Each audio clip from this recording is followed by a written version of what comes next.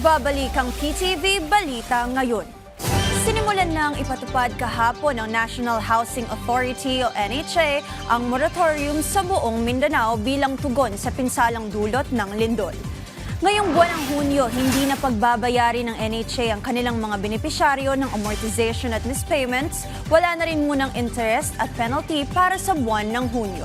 Susubukan din ng ahensya na ma-extend pa ang moratorium dahil hangad nila na makarecover ang bawat pamilyang apektado ng lindol. Samantala, nakikipag-ugnayan din ng NHA sa mga local government unit para sa kanilang assessment sa mga tahanang naapektuhan ng lindol. Magbibigay naman ng ahensya ng immediate financial assistance na 30,000 pesos sa 2,000 pamilya na apektado ng lindol. Nandito po ang National Housing Authority sa direktiba po ng ating Pangulong Ferdinand Marcos Jr. Nandito po ang buong National Housing Authority upang tulungan po kayo. Pumunta lang po kayo sa inyong mga LGU, magpalista po kayo para mabigyan po na rin namin kayo ng financial assistance. Samantala, alamin natin ang ibang balita sa PTV Davao mula kay Regine Lanuza. Maayong adlaw, nagpadayon ang response operations karon sa 10th Infantry Division sa mga lugar nga apektado sa nahitabong magnitude 7.8 nga linog.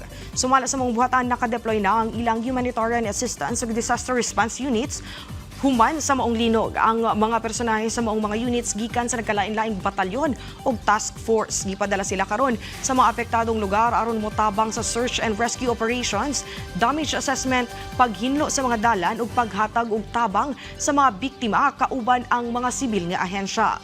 Padayon sab ang pagpangapod-apod og relief assistance sa mga pamilyang apektado sa tibuok Davao Region. Naglakip kini sa mga food packs ug ubang panginahanglanon sa mga residenteng nalisdan tungod sa kalamidad. Sa kasamtangan, padayon ang koordinasyon sa OCD ug sa mga lokal nga panggamanan kun LGU aron paspas maablihan pag-usab ang mga dalan ug mga kalsadang naapektuhan sa linog ug aron masiguro ang padayong paghatag og tabang sa mga apektadong komunidad.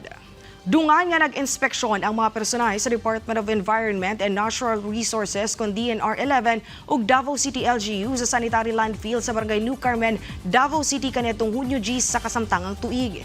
Kini pinaagi sa Environmental Management Bureau kon EMB-11 ug Davao City Environment and Natural Resources Office kon City Enro ug City Engineers Office. Sumala sa DNR-11, walay nakitaan nga timailihan sa mass movement o posibleng trash slide sa landfill tungod sa nahitabong magnitude 7.8 nga linog niadtong Lunes. Gikumpirma sa DNR nga dili pa gihapon mamahimong magamit ang landfill tungod kay padayon pa ang ilang ginahimong assessment sa compliance sa prescribed mitigating measures sa LGU.